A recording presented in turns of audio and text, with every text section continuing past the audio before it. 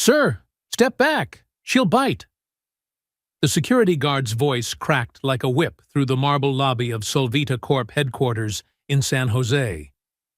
Lucas Bennett froze mid-mop, his hand tightening around the handle like it was a shield. At the center of the chaos, a small girl with platinum blonde hair sat curled on the floor, arms wrapped tightly around her knees, rocking back and forth beside the towering corporate sculpture. Her face was blank, but her eyes darted like birds trapped in a cage. Around her stood 5 adults in tailored suits, helpless. One woman whispered urgently into her phone, "She's having another episode. Where's her nanny?" The girl's soft humming was nearly swallowed by the building's icy silence. Lucas took a slow, cautious step forward. "May I?" The guard blocked him with an arm. "That's Dr. Carter's daughter," he hissed. "Don't get involved. Last guy who tried got fired on the spot." But Lucas wasn't listening.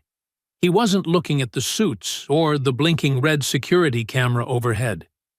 He was watching her, watching the way her fingers tapped the tile in a rhythm only she seemed to hear.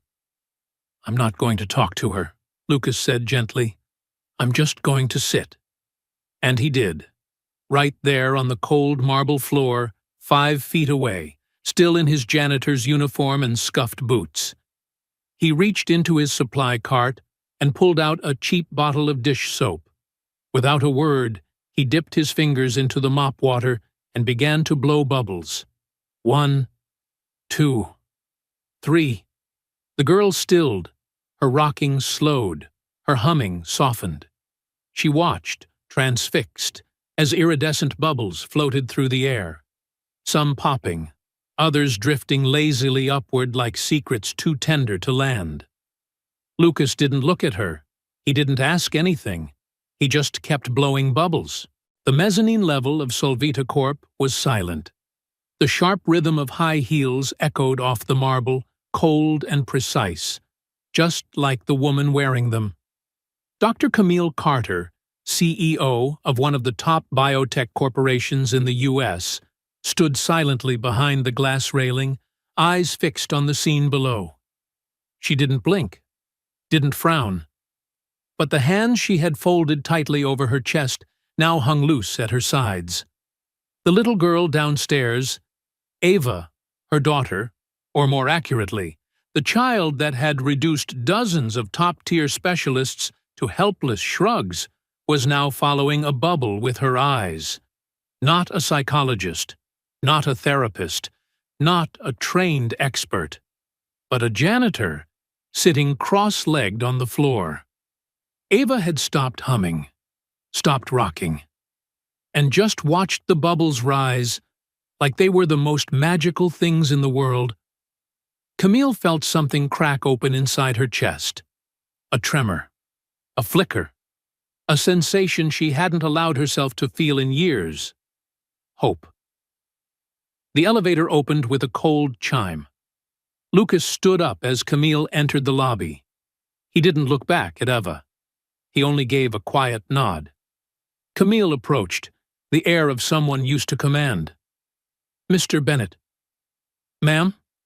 She glanced at her daughter, now lying calmly on her side, eyes still following a drifting bubble. "I'd like to speak with you." "Upstairs." Lucas hesitated for a moment, then nodded. Camille's office sat on the top floor. Walls of glass overlooking downtown San Jose, polished steel furniture gleaming under the California sun. Everything in the room radiated control. "Close the door," she said. Lucas obeyed. Camille didn't sit immediately. She walked to the window, her back to him. "Who taught you that?" "I'm sorry?" "The bubbles. That, whatever that was." Lucas answered, his voice steady and calm. "My daughter, Becca. She has mild sensory processing disorder. I used to teach special education for 11 years. Camille turned slightly, raising a brow. "Used to?" Lucas inhaled, eyes drifting to a far corner of the room. After my wife passed away, I couldn't stay in the classroom. Every child became a reflection of what I'd lost. I took this job for the quiet. No one expects too much from a janitor. Camille said nothing for a long moment. Then, almost like the words surprised her too, my daughter doesn't engage. Not with me, not with doctors, not with anyone. And you blew bubbles, and she calmed down. Lucas didn't respond. He didn't need to. Camille gave a subtle nod, barely perceptible, but real. I want you to work with her. Once a week, twice if you're available. Lucas blinked. I'm a janitor, Dr. Carter. I can change that. I don't need charity. It's not charity. Camille stepped closer. It's a job offer. Lucas was silent, then said, What Eva needs isn't a job. Something flickered in Camille's expression. Not offense, guilt. A feeling she had buried so deeply that it only took one sentence to rupture. She has access to the best care money can buy, Camille snapped. Lucas replied gently, Maybe that's the problem. The room fell into a strange silence. Not hostile, but hollow, like someone had finally asked a question long avoided. Then Lucas said, If I say yes, it's under one condition. Camille crossed her arms. Which is? I don't work for you. I work with Ava. And when I'm with her, no observers, no cameras, and absolutely no clipboard psychologists lurking in the corner. Camille studied him, long enough for him to wonder if he'd just cost himself everything. Then, slowly, she nodded. My assistant will contact you. Lucas nodded once. Then we'll see if she's ready. He turned to the door. Wait, Camille called after him. The bubbles. What color were they? Lucas glanced back with a faint smile. Blue. Always start with blue. It calms the chaos. The door closed with a soft click, but the echo of his words lingered, like a whispered prayer in a cathedral no one had entered in years. 2 days later, at exactly 5 p.m., the doorbell of the Skyview penthouse chimed.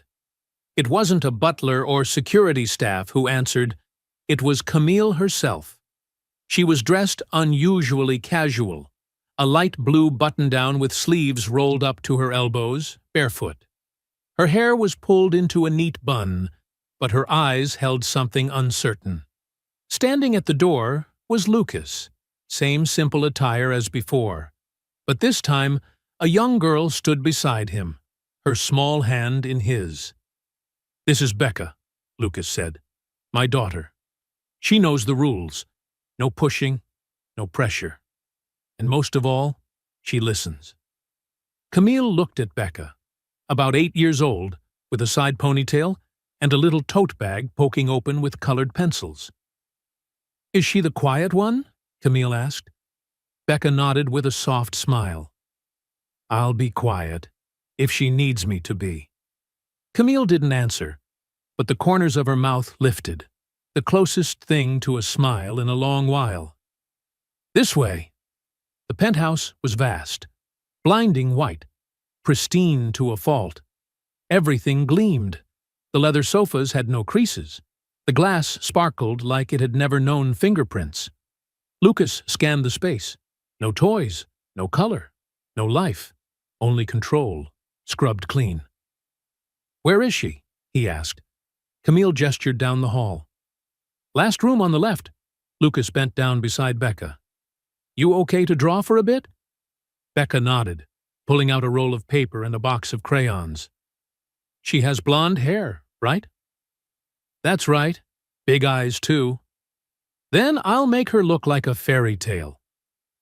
Becca plopped onto the floor and unrolled her paper, starting to draw without looking around, without asking for anything. Camille watched the quiet exchange, something twisting inside her. She didn't need permission, didn't ask for approval or performance. She just existed. Lucas walked slowly into Eva's room. It was a palace, white curtains, feather pillows, rows of untouched toys lined up like a showroom, but none of it looked used. None of it looked loved. Ava sat curled in the corner, her head resting against the glass, watching the city's sunset. She didn't look up, didn't flinch. Lucas said nothing. He sat down about 10 feet away and pulled out a small sketch pad from his jacket. A curve, a circle. 5 stars. Eva didn't turn. After 3 minutes, Lucas held up the drawing slightly, then placed it beside him. He waited. No words. And then, without a sound, Eva stood. She walked toward him, small, bird-like steps, picked up the paper, and sat right next to him. Camille, watching from the cracked door, covered her mouth with her hand. She hadn't seen Eva willingly sit beside anyone in nearly a year.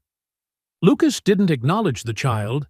He simply began to sketch another image, a floating bubble above a little girl's head.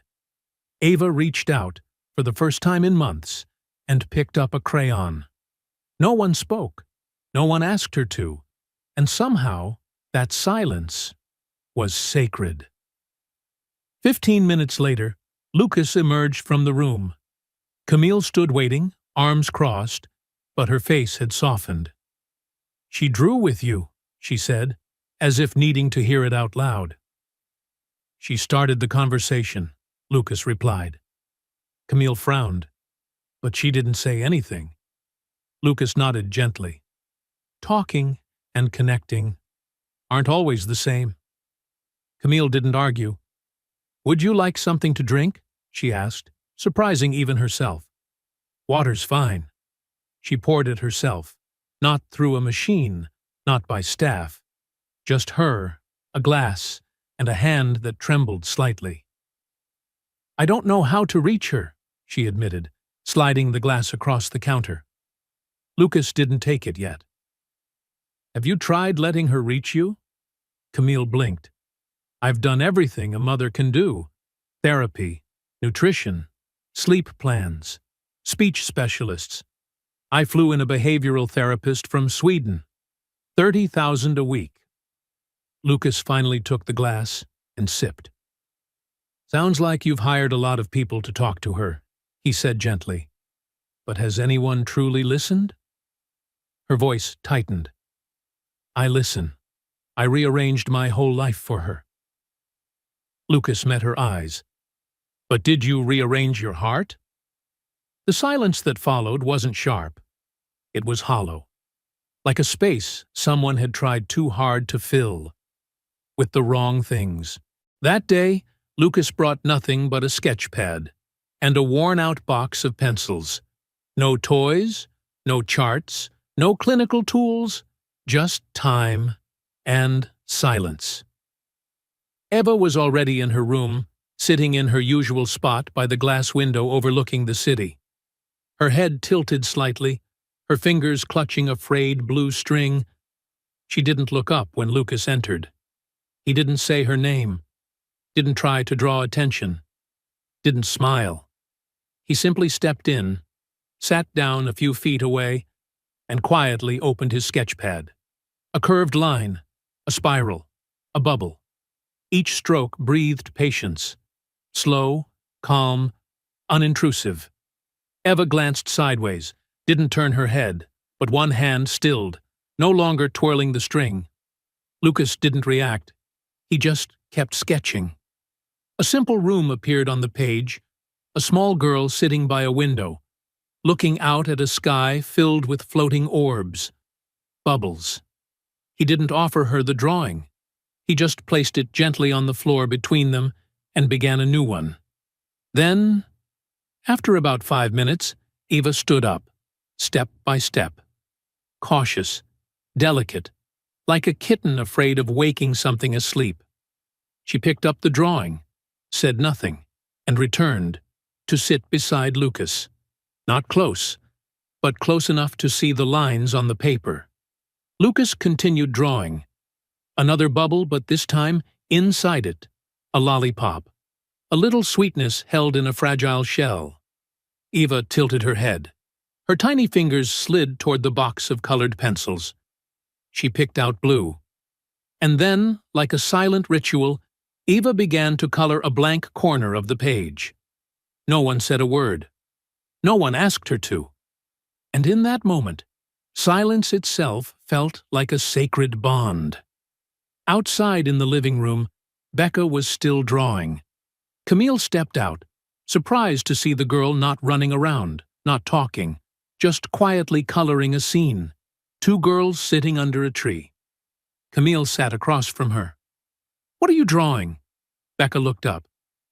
"Me, and a new friend." "A friend?" Becca nodded. "I don't know if she wants to be friends yet, so I drew her sitting a little far away." Camille stayed silent. "I'll wait," Becca said simply. "When she's ready, she'll move closer." The words, gentle and childlike, struck something deep inside Camille. When she's ready, not when I'm ready. Back in Eva's room, the air remained as still as dawn. Lucas had shifted from pencil to watercolor. He dipped his brush into a small jar and dabbed soft blue dots in the corner of the page, like sky. Eva watched every movement. Her hand twitched, then reached for a second brush nearby. Lucas didn't speak. He simply tilted the jar of water toward her. An invitation without words. Eva dipped her brush, gently added a blue stroke alongside his. No instructions, no praise, just two people, existing side by side, like rivers slowly converging. Camille once again stood by the cracked door. She wasn't filming, wasn't taking notes, wasn't giving orders. She was simply watching. For the first time in years, she saw Eva do something because she wanted to, not because someone told her to. Her daughter was choosing to connect.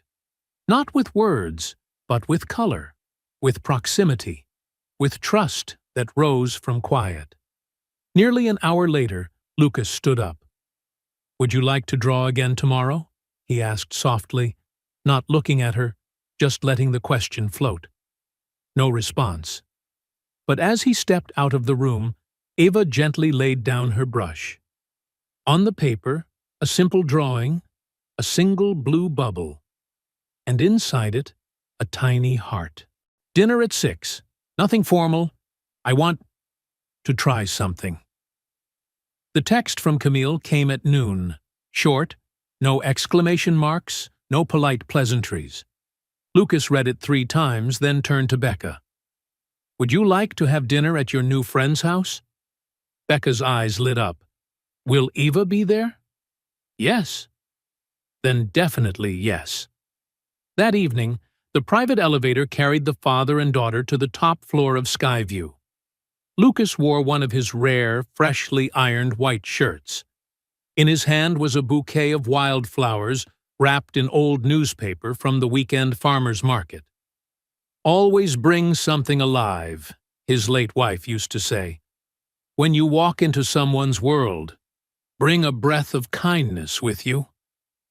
Becca clutched a small fabric tote containing her handmade dinner menu. Dancing grapes, a smiling slice of bread, a sun made of spaghetti. Camille greeted them at the door. No heels or blazer today. Just a navy blouse and soft linen pants. Her hair still tied back, but she was barefoot. "You brought flowers?" she asked, surprised. "For the room," Lucas replied. It needed something still breathing. Camille blinked. "I think that includes us tonight." The dining room, once cold and sterile like a boardroom, had transformed. The long 10-seat table had been replaced with a small round one. The lighting was softer. A single candle flickered gently at the center. Eva was already seated. Her hands rested quietly in front of her, fingers gripping a single crayon. Blue. Becca slid into the seat beside her and whispered, "I brought you this." She carefully pulled out the illustrated menu and placed it beside Eva's plate. No explanations, no coaxing, just presence. Eva looked. The corner of her mouth lifted, ever so slightly. Camille, standing behind her, watched as though witnessing a miracle, not blinking. Dinner was simple, nothing spicy, nothing pungent, nothing steaming hot. Eva's plate matched Becca's exactly. Lucas noticed something else. No phones on the table, no staff watching from the corner, no CEO, just a mother, trying to learn how to sit still. Tonight, Camille spoke up, as if declaring it to herself, "I'm only fluent in one language." Lucas smiled. That's progress. For the first few minutes, no one spoke. Just the soft clink of silverware, the brushing of napkins, faint piano music playing from a speaker. Then Becca asked, "Eva, want to draw after dinner?" Eva didn't respond immediately, but she looked at her plate, then at Becca. Then reached out and picked up a small spoonful of mashed sweet potatoes, placed it in her mouth. Lucas froze. His entire body seemed to hold its breath. Becca smiled casually, as if it were the most normal thing. "Yay, let's eat together."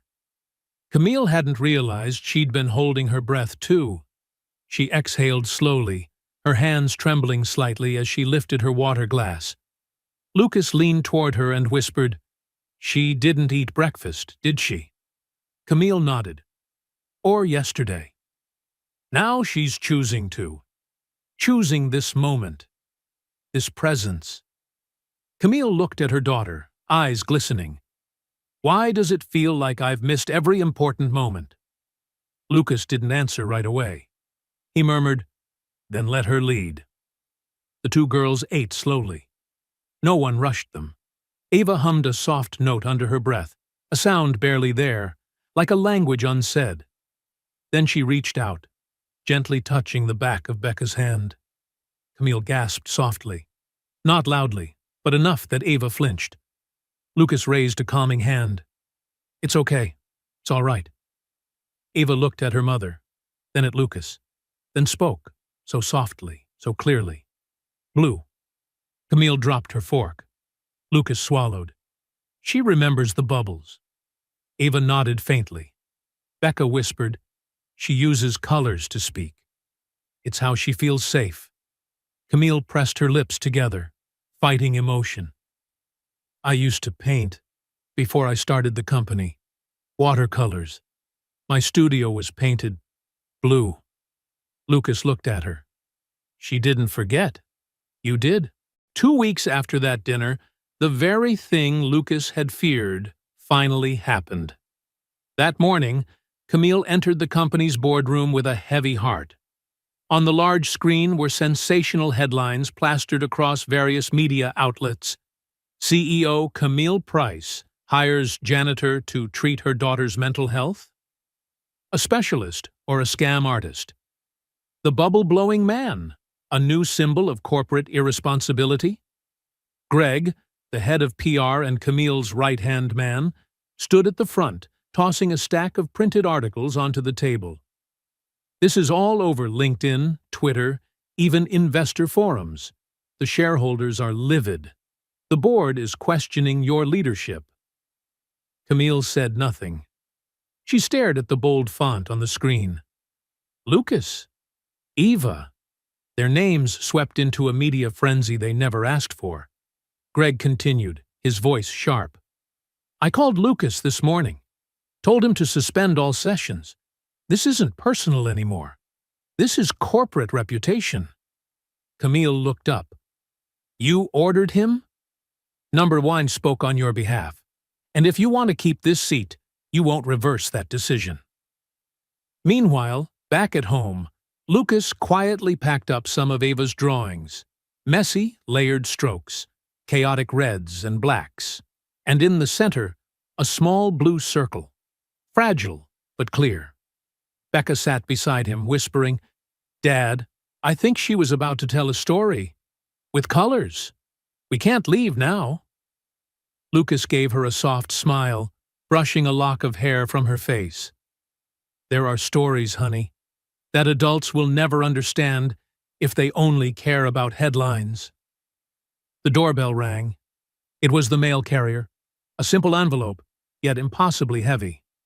Notice of suspension of cooperation. Signed, Camille Price, CEO of Skyview Group. Lucas stood there for a long time. He wasn't angry, not even disappointed, just sad. Sad for Ava. That day, Ava sat alone in the living room, waiting for the door to open, waiting for the footsteps of the man with the gentle eyes. But no one came. Becca didn't enter like usual. No bubbles, no quiet laughter. Eva began to tremble. Her hand clenched a colored marker so hard the tip snapped. She screamed, not with sound, just a flurry of frantic behavior, throwing, hitting, hiding under the table. Camille rushed in, tried to hold her, but Ava flailed like she'd been touched by fire. "She's losing it!" a panicked nanny gasped. Camille knelt beside her daughter, eyes brimming with tears. "What do you need, sweetheart? It's Mommy. I'm right here." But Eva only cried out one word, over and over again. "Blue! Blue! Blue!" Camille froze. It wasn't a color. It was a name. It was safety. That night, Camille stood alone in her high-rise office. The city lights behind her sparkled like hollow stars. She pulled up the smart home camera footage from earlier that day. The moment Eva broke down and collapsed. Camille started to cry. She remembered every board meeting she'd prioritized, every interview she did to protect the company. Every time she silenced her heart to maintain control. "I fought for the company, but not hard enough for my child." She picked up her phone, searched for Lucas's number. Her finger hovered over the call button. This time, she didn't let reason get in the way. Ring. Ring. "Lucas, it's me, Camille. I was wrong." Her voice cracked. "Not about the media, not about the reputation, but about Aoife. I can't lose her, and I can't help her without you." A long pause. Then Lucas replied simply, "Then let her lead." The next morning, Lucas had just dropped Becca off at school and was brewing a quiet cup of coffee in his small kitchen when he heard a knock. Not the doorbell, just a few gentle, hesitant taps, as if the person outside wasn't entirely sure they were welcome. He opened the door. Camille was standing there. Not CEO Camille, not the one with tailored dresses, dark sunglasses, and a driver waiting below. Just a mother, wrapped in a wrinkled coat, hair tied hastily, eyes red-rimmed from tears she hadn't bothered to conceal. Lucas said nothing. Camille clutched the strap of her purse a little tighter and spoke. "For the first time in my life, I'm showing up with no title. Not as a CEO, not as the head of a board, just as the mother of a little girl named Ava. And I don't know what to do if she loses the only connection she just barely found." Lucas looked at her for a long moment. Then he nodded. No judgment, no lecture, just understanding. The penthouse. For the first time, Camille entered without a line of assistants trailing behind her. Ava sat curled up in the corner, hugging her knees, her eyes distant and glassy. But the moment Lucas stepped in, something shifted. Not loudly, but like the subtle rustling of leaves at the edge of a new season. Lucas didn't speak. He simply sat down, reached into his bag, and pulled out a small stack of blank paper and a box of colored pencils. He placed them gently on the floor and waited.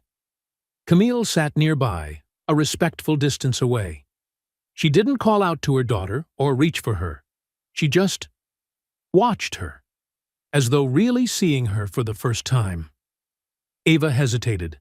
Then, slowly, almost cautiously, she crawled toward the paper. She began to draw. A house, a window, a grown-up in a blue shirt, a little girl with a ponytail. It was Lucas and Becca, two people whose names Ava had never spoken aloud, yet now appeared in color. Then she paused, staring at the page. She picked up a crayon again, but didn't add anything. Lucas remained silent. Camille gently approached, kneeling beside her daughter. Ava turned toward her, just a glance, hesitant but searching, as if to ask, "Are you still here?" Camille reached out and placed her hand lightly on the blank space of the drawing, where a third person should have been. "You don't have to finish it," she whispered, "but I'll stay, as long as it takes." Ava blinked. Then, with a sudden decision, she grabbed the blue crayon again and traced a soft line into that empty space. Not a full figure, not a face, just a streak of color. But it was enough. The picture no longer felt incomplete. Camille covered her mouth, fighting back a sob. That night, Camille and Lucas sat on the rooftop terrace, each with a mug of tea in their hands. The city stretched out beneath them in a quiet hum of headlights and wind. No press, no board meetings, no performance, just a mother and a man who listened. "You know," Camille murmured, "I always thought I had to be perfect to deserve being her mother." Lucas gave a small smile. "Perfection never helped anyone listen better." She turned to him, eyes shimmering. "They can take my title, shred my reputation, but I won't let anyone take Eva away from me again. Not even if that person is me." Lucas nodded gently. "Then we start again." The next morning, when Becca returned to the penthouse with her father, Eva was already waiting by the door. In her hands was a drawing. She didn't give it to Lucas. She handed it to Camille. A new picture. 3 people. No empty space. News about Camille Langford, the CEO who once lost control of her company for prioritizing her daughter, had flooded the media. But the real storm came when a man walked through the courthouse doors, cold eyes and documents in hand. Gregory Stanford, Ava's biological father. For 3 years he hadn't called, hadn't visited once. But now, with Camille's reputation teetering, he appeared, backed by a team of lawyers, demanding custody. Camille clenched the summons in her hand. She didn't cry, but her fingers trembled as she stared at the name of the man who used to be her partner, now trying to take away the only light left in her life. The courtroom wasn't as chaotic as the tabloids suggested, but the tension in every glance made the air feel thick and heavy. Greg, in a steel-gray suit as cold as his voice, spoke first. He talked about Camille's emotional instability, about an unstable home, about a janitor with no qualifications being allowed unsupervised access to his daughter. "She doesn't speak," Greg emphasized, "which means she can't object, and Camille is exploiting that." Camille said nothing. Then it was Lucas's turn. He stepped up to the witness stand in a plain button-up shirt, holding a copy of one of Eva's drawings. "I'm not a psychologist," he began. "I'm not here to argue who makes a better parent. I'm here to speak about a little girl who says nothing, but always listens." Lucas looked directly at the judge, and at Greg. Silence isn't a void. Sometimes it's the only safe place when the world is too loud, too fast, too much. What matters is who's willing to stay in that silence, without forcing her out. The judge didn't interrupt. Lucas continued. "Ava draws. That's how she communicates. Not with words, but with color. And I'd like to show the court one of her drawings." He signaled to Becca, seated in the gallery. She stepped up shyly, holding a carefully laminated picture. "This is Eva's family. Drawn by herself," Becca whispered. "She told me family is the people who make her feel blue." The judge raised an eyebrow. "Blue?" "Blue," Lucas explained, was the first word Eva said after months of silence. "It's not just a color. To her, blue means safety. It means someone calm like the sea, patient like the sky." It means a place where she isn't rushed out of the dark. A quiet hush fell over the room. The judge looked down at the drawing. A little girl in the center, a woman with a neatly tied bun on the left, Camille. On the right, a man with round glasses and a soft blue shirt, Lucas. Beside them stood a smaller girl, holding a box of crayons, Becca. All three were framed in a sky of soft blue. There was no image of Greg, no trace of anyone else. After deliberation, Camille sat outside the courtroom holding a paper coffee cup gone cold. She didn't cry, but her eyes were distant. Lucas sat beside her. He said nothing. A moment later, the judge stepped into the hallway. "Miss Langford," he said, "this court doesn't just consider resumes or reports. It considers who stays. When a child doesn't have the words to ask for help." Camille held her breath. "Custody is awarded to you." She exhaled, soft and quiet. No tears, no cheers, just her eyes glistening as she looked at Lucas, then at Becca, who stood across the hall holding Eva's hand, pointing up at a cloud drifting across the glass ceiling.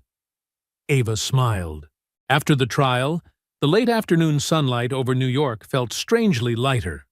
Camille no longer had to dodge the press, nor answer questions about corporate image or her CEO title. Instead, she poured all her energy into a new project, not for reputation, but for Eva.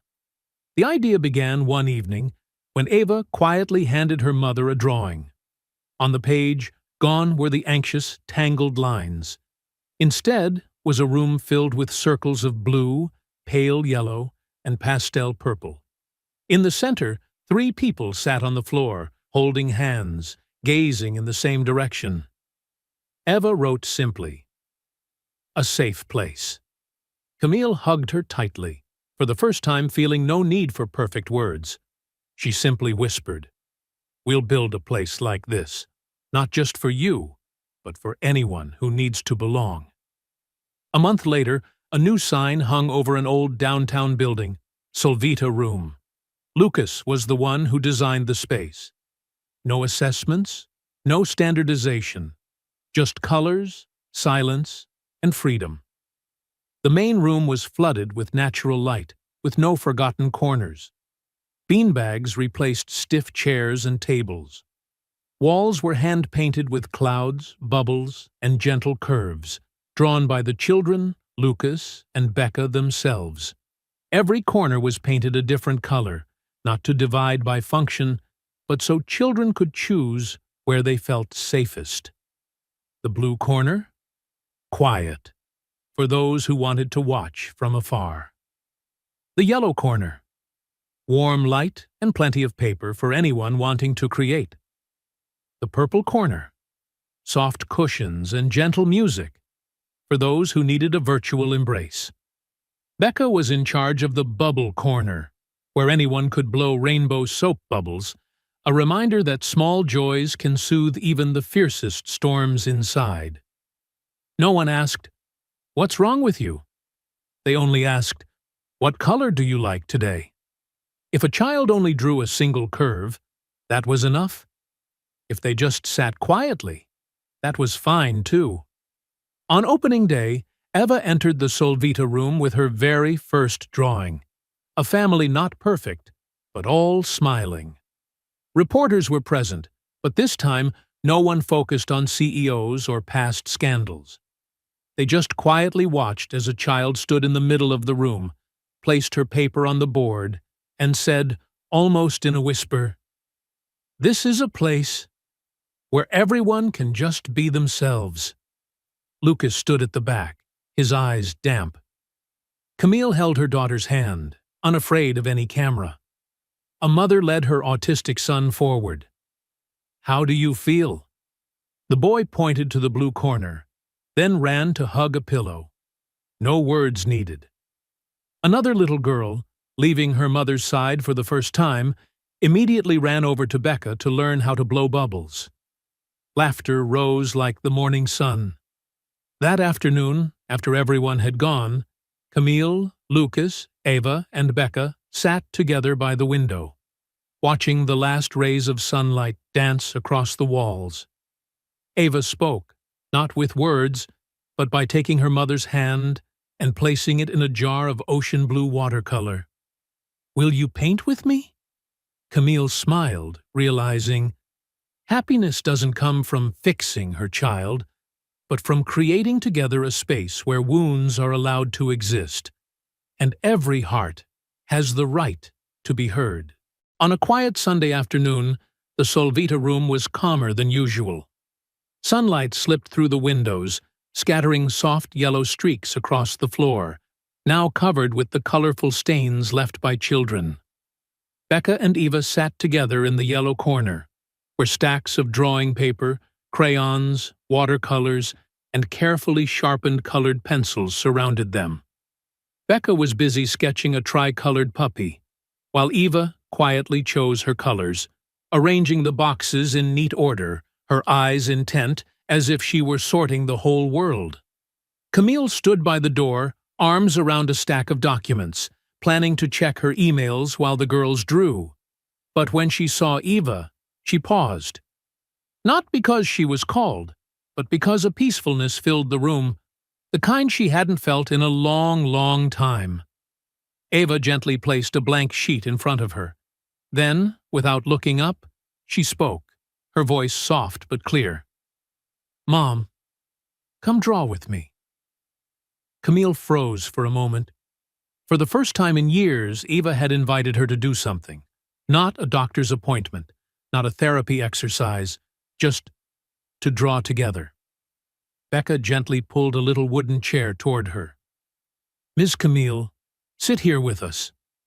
Camille glanced back at her stack of papers.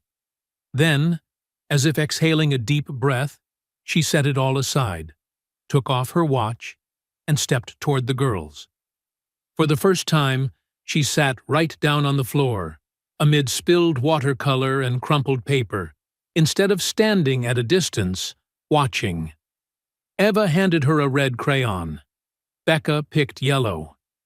Ava, of course, stayed loyal to blue. The three of them drew sweeping arcs together on the big sheet.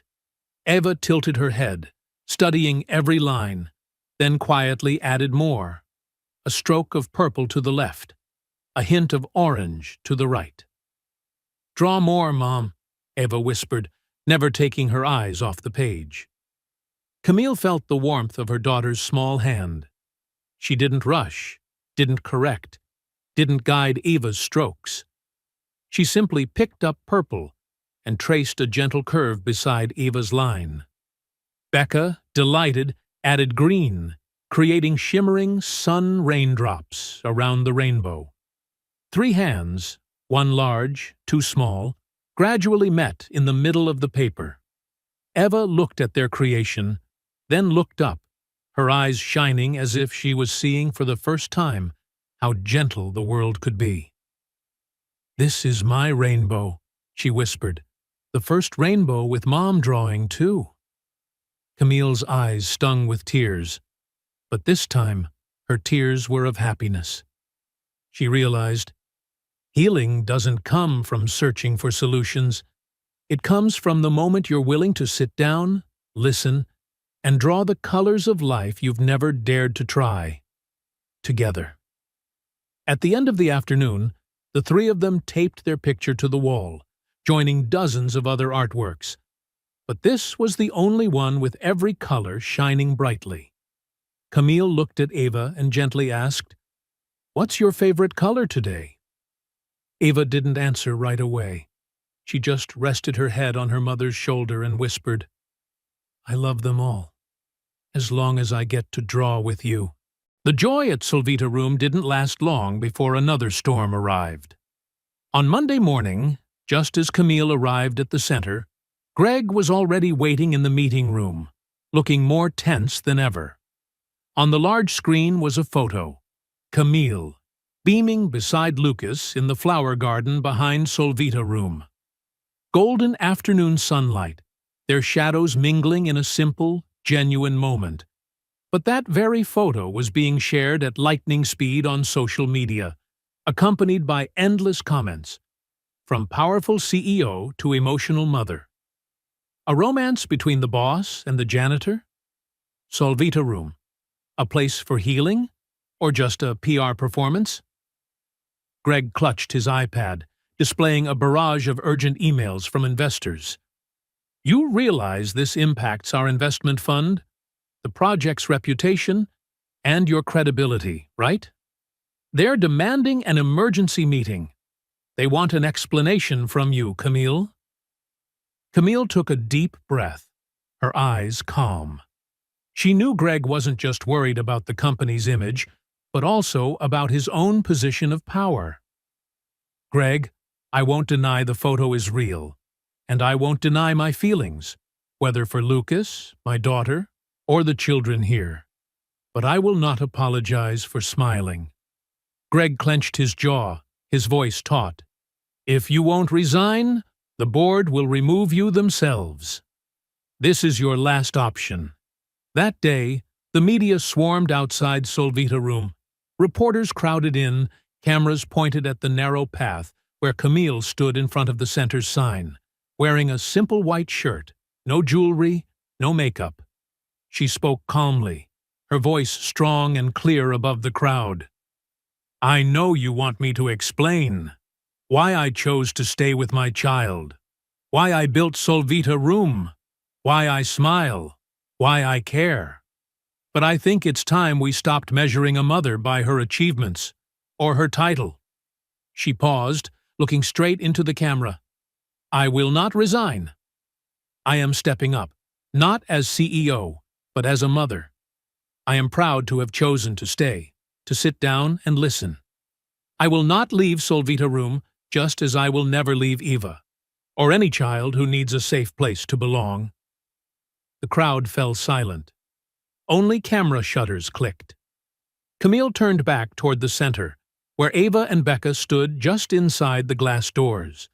She smiled, confidently walking past the crowd, leaving behind all the noise and judgment. That evening, Lucas and Camille sat on the rooftop, watching the city lights twinkle below. Lucas said softly, "Do you realize you just set a new precedent?" A mother saying, "I'm not resigning, I'm stepping up." Camille smiled, resting her head on his shoulder. The world needs more mothers like that, doesn't it? Lucas squeezed her hand as they quietly looked toward the building with the Solvita room sign still glowing. It was no longer a place of scandal, but a home for stories of rebirth, beginning with the smile of a mother brave enough to live her truth. The official opening day of Solvita room arrived beneath a pale blue sky, gentle breezes fluttering through the wide-open windows. Outside, balloons and colorful ribbons stretched from the gate to the main hall. The air was festive, but instead of loudspeakers and long speeches, the space was filled with small sounds, laughter, whispers, the rustle of drawing paper. Camille, in a simple cream dress, wore only a paper flower pinned to her chest, one that Eva had made herself. She didn't stand at the podium, didn't hold a microphone, didn't prepare a speech. Instead, she chose to step back, blending into the crowd of parents and teachers, giving the entire stage to the children. Becca was the first to step up, shy but radiant, greeting everyone and inviting Eva to join her. Eva wore a light blue dress, her hair in 2 braids, clutching her drawing of a rainbow.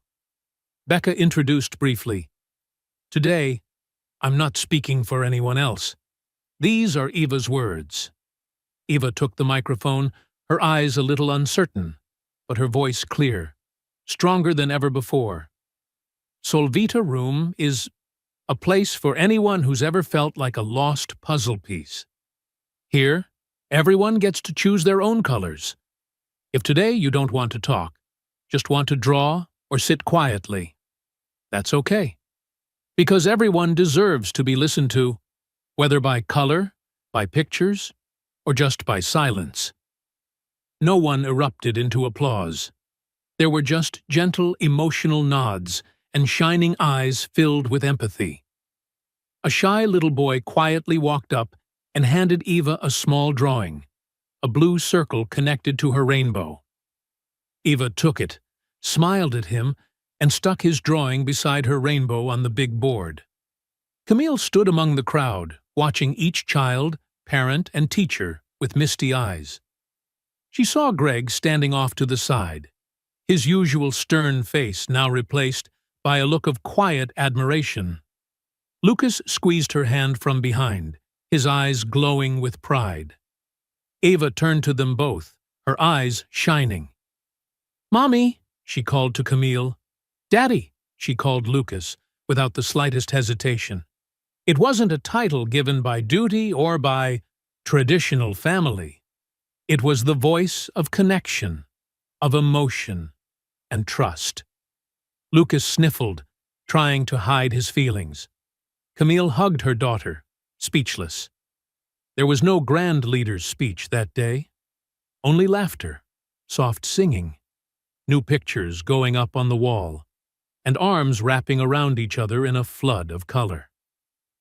As the sun slipped behind the building, the last rays poured into Solvita room, lighting up a rainbow across the floor, like a promise that from now on, no one would ever be a lost puzzle piece again.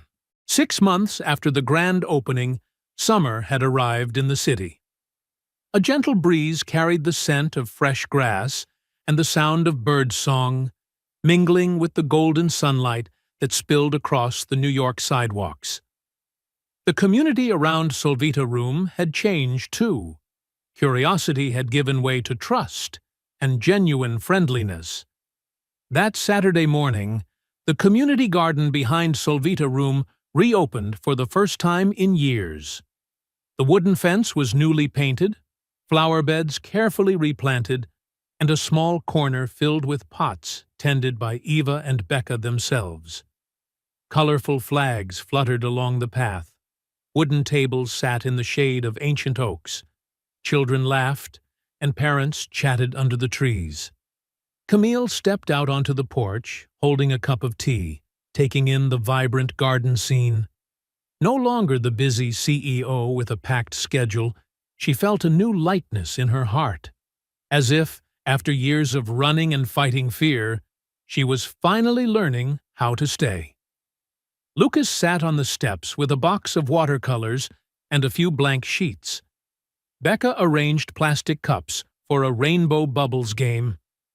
Eva sat beside them, her hair loose, eyes thoughtful as she gazed at the paint box, choosing, for the very first time, a stick of yellow. Camille watched quietly, her heartbeat slowing. Ever since Eva had first said blue, that had always been her only color. But today, she reached for yellow, then painted a big sun in the corner of her paper, radiant and bright. Lucas smiled in encouragement. Becca added a few lavender clouds, green raindrops, and a sweeping rainbow. Eva turned to her mother, holding out the yellow crayon, and whispered, "Mom, will you draw with me?" Camille said nothing. She just sat beside her daughter, picked up an orange crayon, and drew another sunbeam next to Eva's. In that moment, she realized, silence was no longer the enemy, or something broken that needed fixing. It was a gentle space where love could find its own voice. By evening, the four of them, Camille, Lucas, Becca, and Eva, sat together on the old wooden bench beneath the oak tree. Eva placed the finished picture on her mother's lap. On the paper, 3 people stood together under a sky bursting with color. No one was left out. No one was a lost puzzle piece. In the corner, Eva had carefully written, "Home is when we all fit." Camille hugged Eva, feeling her daughter's small warmth pressed to her heart, and whispered, "Thank you for teaching me to listen, not just with words, but with colors, with silence, and with all my heart." Lucas squeezed Becca's hand, his eyes shining with happiness. Outside, dusk spread across the garden, golden rays painting every corner, a gentle promise for a home that finally felt just right. And in that place, even as each person kept their own silences, they all knew. You don't have to be perfect. You only have to be present. You don't have to say much. You only have to draw your own home together. Healing, Camille realized, is not the absence of silence or fear. It is the moment we choose to stay, to listen, and to create together. Some homes are built with bricks and wood, others with laughter, color, and the courage to begin again. And perhaps, just perhaps, the truest homes are not places at all, but the feeling of finally fitting, side by side, in the story you dared to color together. If this story moved you, even a little, if it reminded you that love can be quiet and healing can come in every color, leave us a comment below. Tell us where you're watching from, or simply share what home means to you. Don't forget to like, share, and subscribe for more stories of kindness, courage, and second chances. And until the next journey, stay kind, stay human, and always listen for the colors in the silence. Thank you for being here, and for helping us build a world where everyone belongs.